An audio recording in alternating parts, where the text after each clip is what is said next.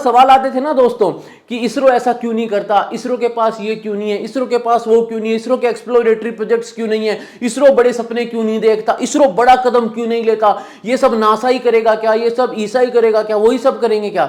तो अब सरकार ने उन सारे सवालों के जवाब में अपने को ये स्पेस पॉलिसी दी है, फ्यूचर रेडी कैसे हो सकते हैं आगे आने वाली अपॉर्चुनिटीज के लिए, क्योंकि ये मार्केट $1 बिलियन का मार्केट और $1 बिलियन के मार्केट में मिलियन अपॉर्चुनिटीज होती हैं। दोस्तों इंडियन स्पेस पॉलिसी 2023 आई है। अब सुने तो ऐसा लगता है कि ये मतलब मेरे लाइफ में इसका क्या फर्क पड़ने वाला है, ये तो कुछ इसरो कुछ कर रहा होगा, कोई हाई लेवल वाली चीजें होंगी। ऐसा नहीं है दोस्तों, जो ये स्पेस पॉलिसी सरकार ने निकाली है इसके अंदर वो छोटी छोटी चीजें हैं जो कि एक स्टूडेंट की लाइफ में उसके जो एस्पिरेशंस, उसके जो सपने हैं उनको भी इम्पैक्ट करती है। तुम्हारा जो आगे आने वाला करियर है जहां पर अपॉर्चुनिटीज तुमको देखनी है उसको भी इम्पैक्ट करती है। और क्योंकि जितना बड़ा मार्केट फैलता है, एक एग्जांपल देखिए अगर अपन, तो जो सॉफ्टवेयर इंडस्ट्री है उसके अंदर हर बच्चे को कंप्यूटर साइंस की ही डिग्री क्यों करनी है, क्यों? क्योंकि जॉब्स सबसे ज्यादा और सबसे लुक्रेटिव वहीं मिलते हैं।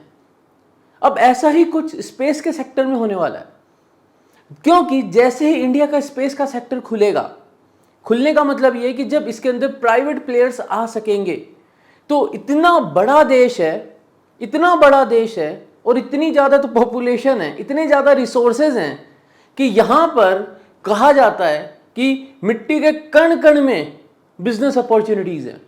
अब उन बिजनेस अपॉर्चुनिटीज को टैप करने के लिए गवर्नमेंट ऑफ इंडिया ने डिसाइड किया कि जो हमारा काफी स्टेबल सा, काफी फ्लरिशिंग स्पेस मार्केट है उसके अंदर हमें भी उन अपॉर्चुनिटीज को पनपने देना होगा। अब क्या क्या चीजें हैं, कैसे हैं और क्या है वो डेटा जो ज्यादा मोटिवेट कर रहा है अपने देश के नेतृत्व को, जो लीडरशिप है उनको ये डिसाइड करने में कि हाँ इसरो को भी कुछ ऐसा करना चाहिए, डिपार्टमेंट ऑफ स्पेस जो है उसको भी कुछ ऐसे स्टेप लेने चाहिए। तो देखो जो सबसे बड़ा डेटा है ना, जो सबसे ज्यादा मोटिवेटिंग डेटा है वो ये है कि अभी जो ग्लोबल मार्केट है उसके अंदर जो इंडियन स्पेस है उसका कंट्रीब्यूशन है 2%। ये जो मार्केट है इसकी जो इकोनॉमी है, यानी अगर मैं बात करूं कि मैं कितना बिजनेस कर सकता हूं, how much money can be earn, revenue कितना जनरेट हो सकता है, तो उसका जो एस्टिमेट है वो है तकरीबन $360 बिलियन। बहुत बड़ा नंबर है। उसके अंदर अगर 2019 का डेटा देखें तो इंडिया का उसके अंदर जो शेयर था वो था सिर्फ 7 बिलियन, सिर्फ 7 बिलियन, और वो भी कंप्लीटली टोटली वो तो पब्लिक सेक्टर में हुआ ना, सरकार का हुआ। अब सरकार ये कह रही है हमें 2024 तक इस 7 बिलियन को 7 गुना बढ़ाना है, 7 7 49, और यहां पर 50 बिलियन पे जाना है। अब 50 बिलियन पे जाने का मतलब ऐसा तो है नहीं कि वही जितने लोग अभी इस सेक्टर में काम कर रहे हैं उतने ही काम करेंगे और पैसा बना लेंगे, ऐसा नहीं होता है दोस्तों।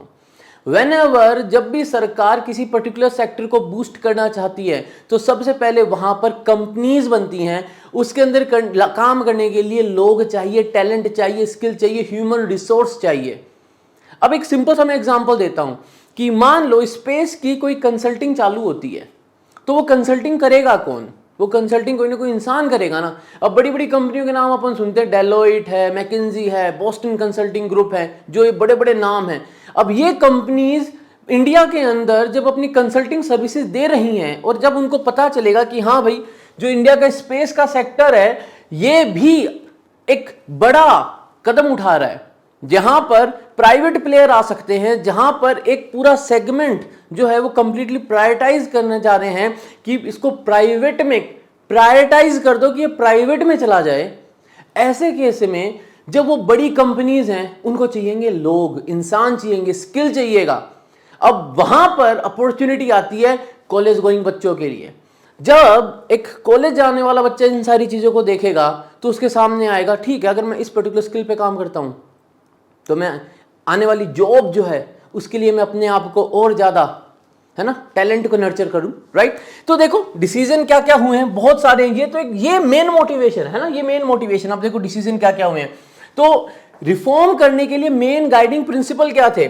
सबसे पहला ये था कि प्रमोट करो प्राइवेट एंटरप्राइजेस को जिससे कि वो इंडिपेंडेंट स्पेस एक्टिविटी कर दे। अब तुमको लगेगा इसका मतलब क्या है, देखो इसको नटशेल में मैं अगर तुमको बताऊं ना तो इसका बहुत बेसिक तरीके से मतलब है कि अब सरकार ये कह रही है कि जो इसरो है वो आज तक जितने काम करते आया है, इस नई स्पेस पॉलिसी के बाद धीरे धीरे इसरो वो सारे काम बंद कर देगा। यानी ये पीएसएलवी जीएसएलवी टाइप के जो लॉन्चेस होते हैं ना, जो कमर्शियल सैटेलाइट लॉन्च होती है, अब ये सब इन स्पेस के थ्रू होगी। यानी जो इसरो का कमर्शियल ब्रांच है उसके थ्रू होगी। अब इसके अंदर इसरो इन्वॉल्व नहीं होगा। जैसे कि इसको अगर मैं कंपेयर करूं तो अब नासा ये बोलता है कि भैया हम ये नॉर्मल लॉन्च वगैरह करने के लिए लॉन्च व्हीकल वगैरह नहीं बनाने वाले हैं, सैटेलाइट नहीं बनाने वाले हैं। अब हम सैटेलाइट और लॉन्च व्हीकल जो बनाएंगे वो होंगे for a bigger mission, for exploring this universe. हम बस उसी पे फोकस करेंगे। तो बहुत बार सवाल आते थे ना दोस्तों कि इसरो ऐसा क्यों नहीं करता, इसरो के पास ये क्यों नहीं है, इसरो के पास वो क्यों नहीं है, इसरो के एक्सप्लोरेटरी प्रोजेक्ट्स क्यों नहीं है, इसरो बड़े सपने क्यों नहीं देखता, इसरो बड़ा कदम क्यों नहीं लेता, ये सब नासा ही करेगा क्या, ये सब ईसा ही करेगा क्या, वही सब करेंगे क्या। तो अब सरकार ने उन सारे सवालों के जवाब में अपने को ये स्पेस पॉलिसी दी है, जिसके अंदर जो पूरा कमर्शियल एस्पेक्ट है, जैसे अभी जो लॉन्च हुआ ना, ये जो लॉन्च अभी हुआ, इसके अंदर जो 2 सिंगापुर की सैटेलाइट्स को हमने लॉन्च किया, ये कमर्शियल लॉन्च था। तो ऐसे जो कमर्शियल लॉन्चेस हैं वो सब इन स्पेस देखेगा, वो उसके जिम्मे छोड़ दिया गया है। इसरो उसके अंदर बिल्कुल भी इन्वॉल्व नहीं होने वाला है।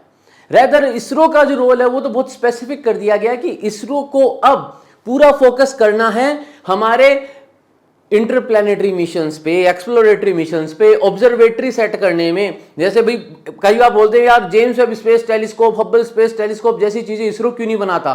अब ये कहा जा रहा है कि जो इसरो के अंदर काम करने वाले जो ब्राइट दिमाग हैं, उनको अब कहा जाएगा कि अब आप रिसर्च पे, एक्सप्लोरेशन पे ही फोकस करो। ये जो लॉन्च व्हीकल बनाने वगैरह हैं, कंप्लीट टेक्नोलॉजी प्राइवेट को ट्रांसफर कर दो, उनको बनाने दो, मतलब कोई कॉन्ट्रैक्ट बेसिस पे जाने दो, उनको करने दो। जैसे कि जब नासा ने डिसाइड किया तो एक स्पेस एक्स पैदा हुआ और उस स्पेस एक्स ने पूरी दुनिया जहान में धमाका मचा रखा है। तो कुछ ऐसा ही प्लान अब भारत सरकार ने किया इसरो के लिए। हाँ ठीक है, अब सवाल आएगा कि अगर इतना ही बजट होता तो आज तक इसरो कर लेता ना। तो भाई यही तो कह रहे हैं वो कि हम जब इस चीज को प्राइवेट में ले जाएंगे, जब प्राइवेट सेक्टर में उतार देंगे, तो वहां से तो हम रेवेन्यू जनरेट करने वाले, we are going to generate lot of revenue from that part.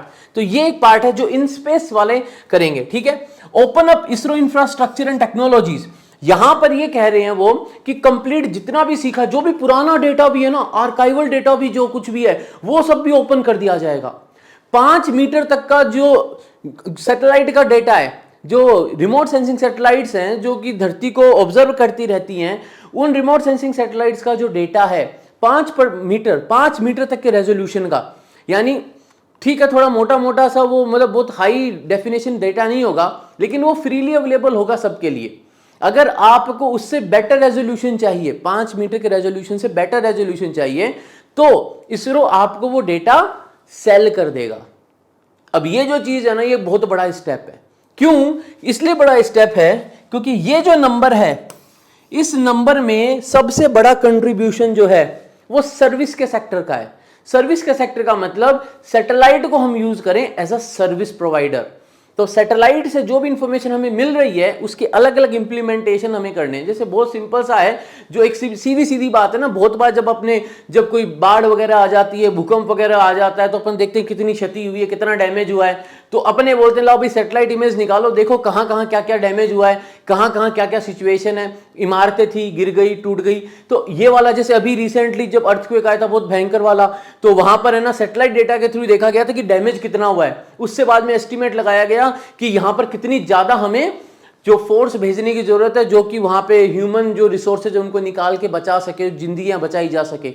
ठीक है, क्योंकि ऐसे इंडिविजुअली तो आप एक पूरे बड़े जगह पे तुरंत पहुंच नहीं सकते ना, आपको पहुंचने में टाइम लगेगा, इतने में तो वहां पर नुकसान ज्यादा हो चुका होगा। तो ये एक एस्पेक्ट है। ऐसे बहुत सारे ब्रिलियंट एस्पेक्ट्स हैं जहां पे सैटेलाइट के डेटा को यूज किया जा सकता है, that too for completely commercial business purpose. और उसके बहुत ज्यादा स्टेक होल्डर्स भी हैं, उसके बहुत ज्यादा कंज्यूमर्स भी हैं, कस्टमर्स भी हैं जो तैयार हैं उस डेटा को लेने के लिए।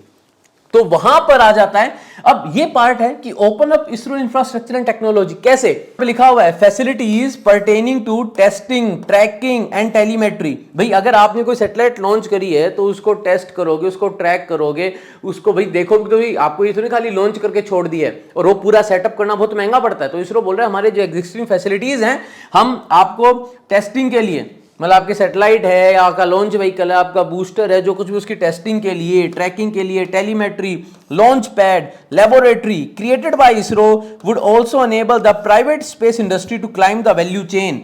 तो प्राइवेट के लोगों को भी अलाउ किया जाएगा, आप इनको यूज करिए, नॉलेज ट्रांसफर किया जाएगा, ये सारी जिम्मेदारी आप उठाइए, ये तरीके से बात रहेगी। Okay fine.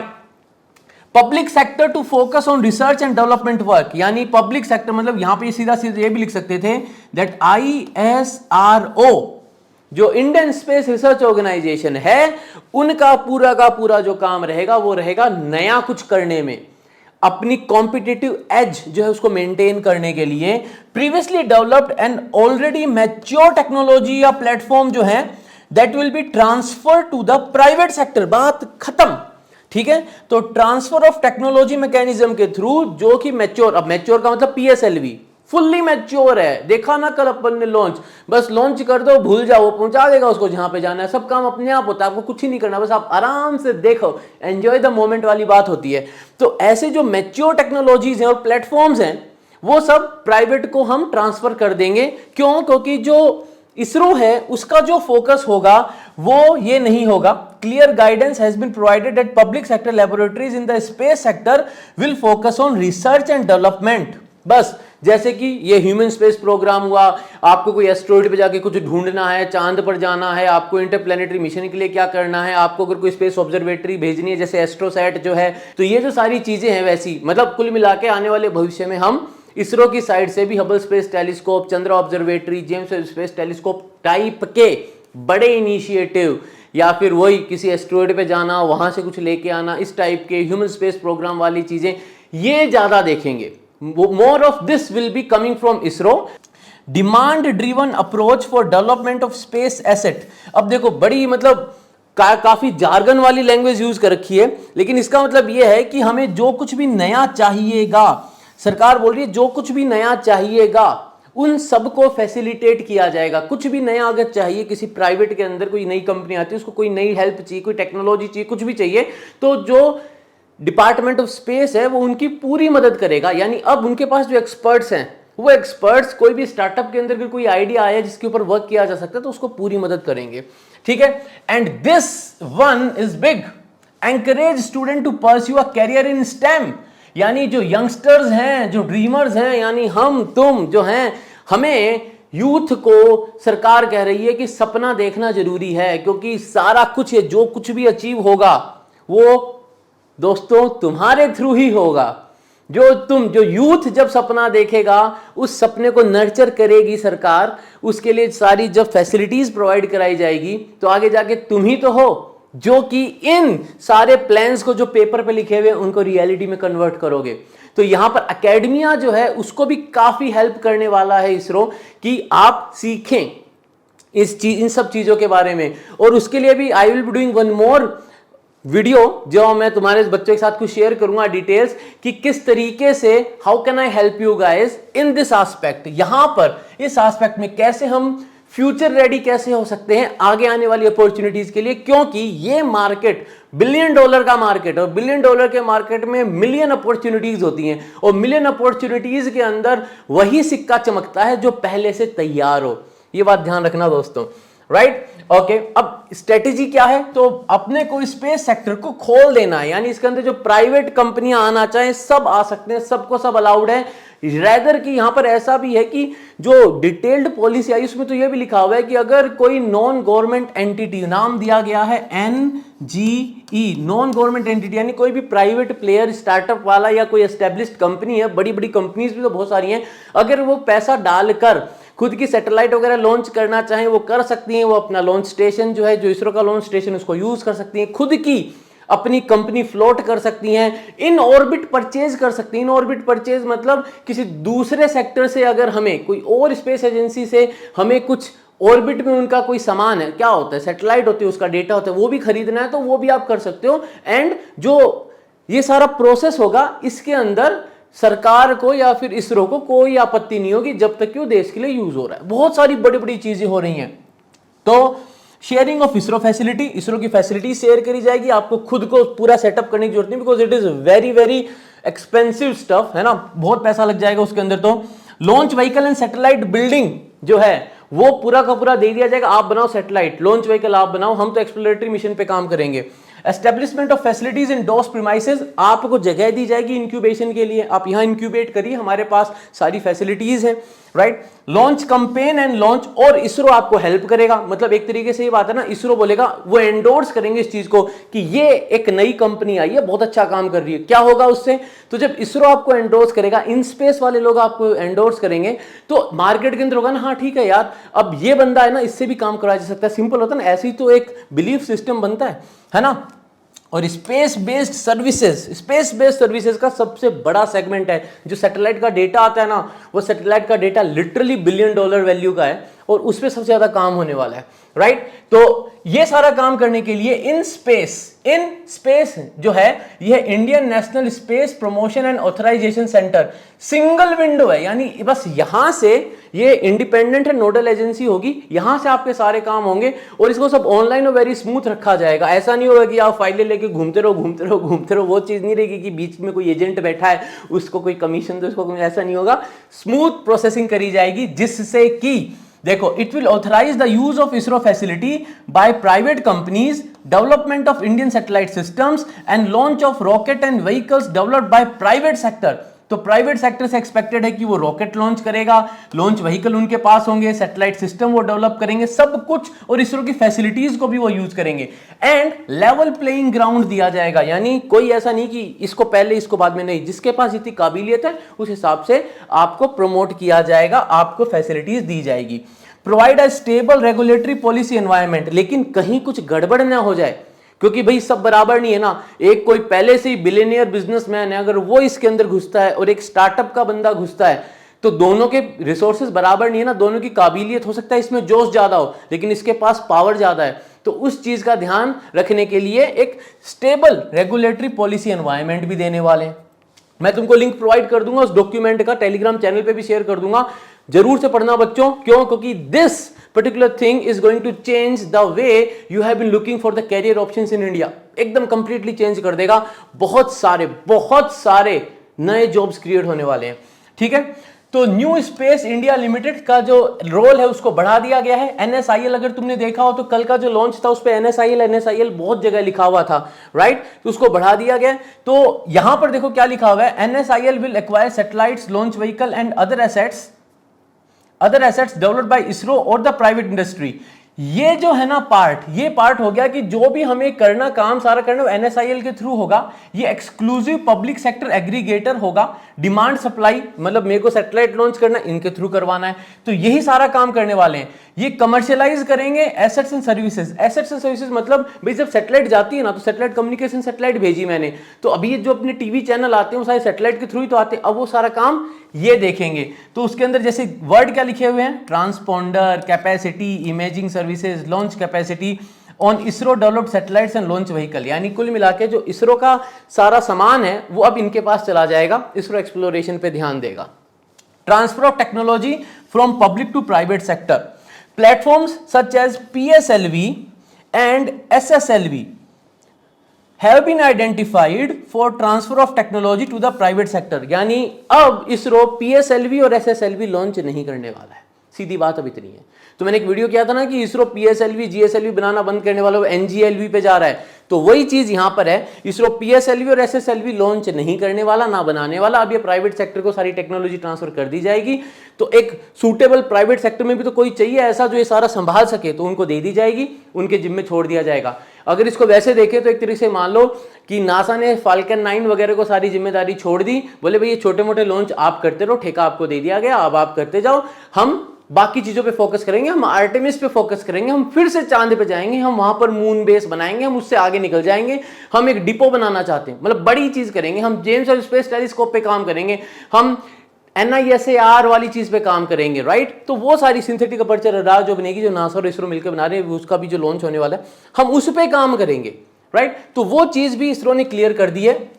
And future opportunities for private sector, और जो कुछ भी नया होगा वो सारी चीजें भी सबको अनाउंस की जाएगी, वो नहीं कि किसी बंद दरवाजे में लोगों को बता दी जाए। तो कुल मिला के काफी प्रॉमिसिंग जो है एस्पेक्ट्स यहाँ पे दिखाए गए हैं। यहाँ पे देखो कुछ मेरे को एग्जांपल भी दिए हुए हैं। तो एक है कोई दिगंतरा, बेलाट्रिक्स एरोस्पेस है, अग्निकूल है, तथ्या है, ये कुछ एग्जांपल दिए हुए हैं। ये सारी जो डिटेल हैं ये इसरो ने ही जो एक इंफॉर्मेशन बुलेटिन रिलीज किया था उसकी मैं इसका लिंक भी दे दूंगा, तुम इसको भी डिटेल में जाके देख सकते हो, राइट। सो कुल मिलाकर ये जो नए रिफॉर्म आ रहे हैं ये क्या करेंगे, ये इंडस्ट्री, स्टार्टअप, एकेडमिया, इन सबको बहुत ज्यादा एक पॉजिटिव इंपैक्ट देंगे।